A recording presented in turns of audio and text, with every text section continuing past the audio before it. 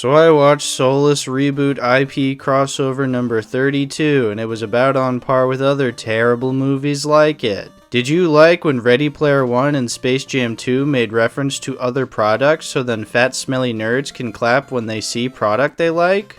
No? Well, get ready for another movie just full of shit like that. Yeah, I could say this is the worst IP crossover yet, but it really isn't. But I think people are giving it way too much credit because I guess it's not as bad as it could have been. Like, I was expecting it to be an unfunny and obnoxious experience pretending it was some clever commentary on reboot culture. And, well, it was exactly that. But I did laugh maybe twice, which is 2 times more than I was expecting. But just because my expectations were below sea level does not mean that makes this any good. It is the exact movie you think it's going to be. It's every reboot story ever made where the characters from Popular Thing are living normal lives and are sucked back into similar circumstances so they can do the Popular Thing all over again. Along the way they meet new characters who are fans of the events of the originals, and then the movie makes references that will make people clap and cheer and clap some more. Which wouldn't be too bad because, well, we've seen this before, except this isn't really a Rescue Rangers movie. Now, I've never watched the show, but from what I understand, there are 3 other characters other than just Chip and Dale. It makes sense that we don't see Monty for most of it since he's the one who got kidnapped, but the movie genuinely forgets that Gadget and the Bug exist until the last 15 minutes. Aren't they like major characters? I get that Chip and Dale are the title characters, but why forget about these guys until literally the last second? Why wouldn't you make time to introduce these characters earlier? Oh wait, then we wouldn't have room in the movie for all these epic references and cameos. I don't even get why this movie had to be like this. What about Chip and Dale warrants a cacophony of other IPs?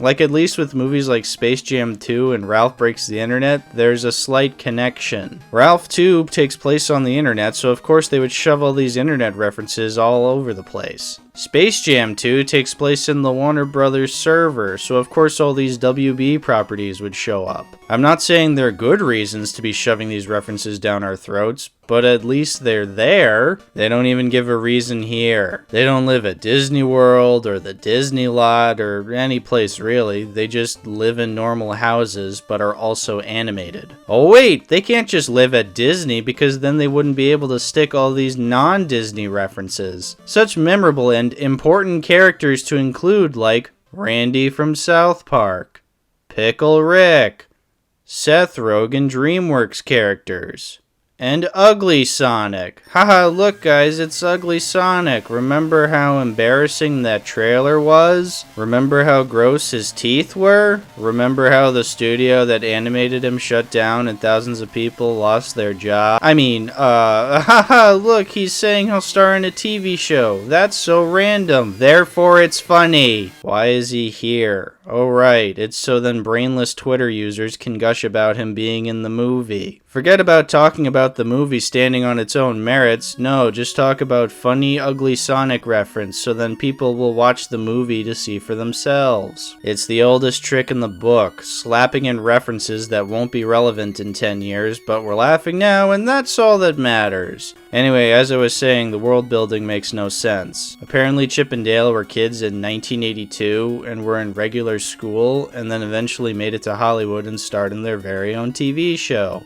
Except they've been around since the 40s as Disney characters alongside Mickey and Donald and Goofy, so what gives? Wasn't the point of the original show to have these characters in a new setting for a younger generation? I don't know, just something about this whole we were once kids in regular school thing really bugs me. It also doesn't make any sense. So are they cartoons that never age? Because they were clearly once children, so does that mean they'll someday die? Why would they exist as children only to be adults for an eternity? Also, how come Peter Pan ages and the other characters don't? Oh yeah, speaking of Peter Pan, he's the villain. Basically, his motivation is that he was once the star of his very own movie, and then he got too old, and then he was no longer cute, and so then Disney, nameless corporation who produced Peter Pan, let him go. Then he decided to go into the bootlegging business and make a living doing terrible rip-off movies. Then he decided to start kidnapping other cartoon characters and force them into a life of bootleggery. It's actually quite similar to what happened to the original Peter Pan actor, Bobby Driscoll, except replace bootlegging with became addicted to drugs, died of an overdose, and it took a year for him to be identified, and now he's buried in a nameless grave.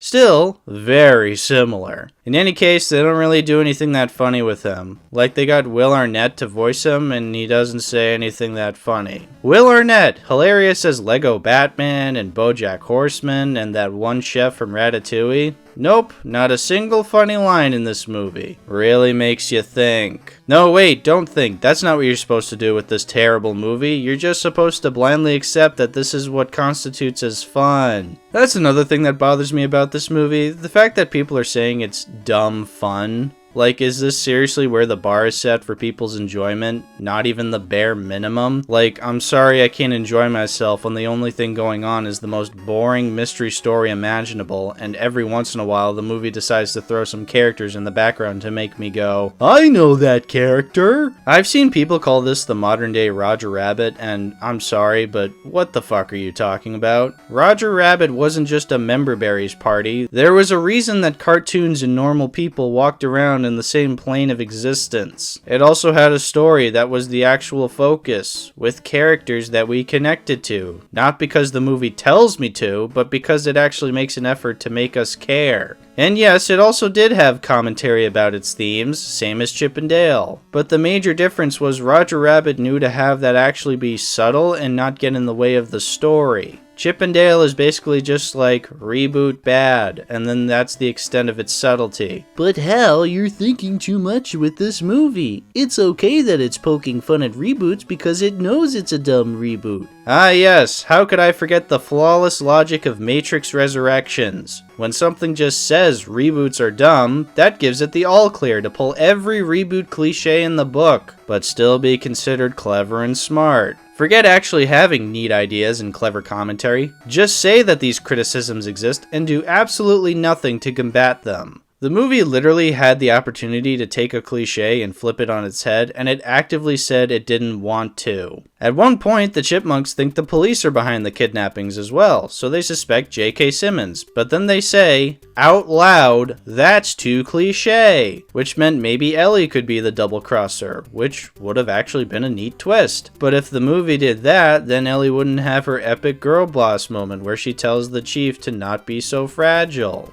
Hey, Putty. Don't be so fragile. Get it? She's using his words against him, and he's also frozen, and so he shatters. See, this movie's very smart and clever. Anyway, nope, the movie falls back on J.K. Simmons being the twist villain and even calls out how overplayed it is. I guess there are some people who can stomach a movie saying cliches exist while pulling those exact cliches with no hint of irony. But I can't. Sorry I didn't find this movie fun, but I like when movies are actually fun and don't shove references in my face like dangling keys interrupted by the most basic and boring story you've seen a bajillion times. I'm not kidding when I say the hardest I laughed was when there was a sock puppet on screen. It was genuinely funny and caught me off guard. Other than that, the rest of the movie was exactly what I expected. Yeah, I can't even say I'm disappointed. It was exactly as lazy and pandering as I was expecting. It's not much worse than something like Free Guy, but just because it's not these other terrible movies doesn't give it a pass to all of a sudden be good. I'm kinda surprised there are this many people shocked that a movie like this could get made, when it's the exact same as those other movies. I'm not at all shocked that there are scenes this movie got away with. One, there was nothing clever or interesting going on, so nothing was being gained or lost in the movie's integrity. But also, to think Disney actually took a chance with this movie is just so naive. Disney loves pretending to make fun of themselves without actually making fun of themselves. They love doing the bare minimum when it comes to poking fun at the cliches they've helped riddle the industry with. But ask them to put a gay character in a major studio film that isn't in the background and can't be cut for China or Russia, and they fold easier than a piece of paper. We could put this gay character in the movie, but money, you know, we like money, so we're not gonna do that. It's not even the movie that pisses me off. As I said, yeah, it's not even the worst example of this kind of lazy filmmaking. It's the reactions and how most people have been treating it like it's somehow different than the rest. Which I guess is fine. If you genuinely like it, go ahead, enjoy your garbage. All I ask is for you to please try not to fall for Disney's bag of tricks going forward. As I've said, they are clearly never going to stop making movies, and especially ones on par like this, so it's important for us as the audience to demand better. Not even asking for the movies to be smarter or better written, just to actually be fun at the very least. Anyway, this movie is hot garbage and further heightens my disdain for Seth Rogen. Stop putting him in movies after the Mario movie. I want to hear how terrible he is as Donkey Kong, but then after that, let's never put him in a movie or anything ever again. I'm so fucking sick of that laugh.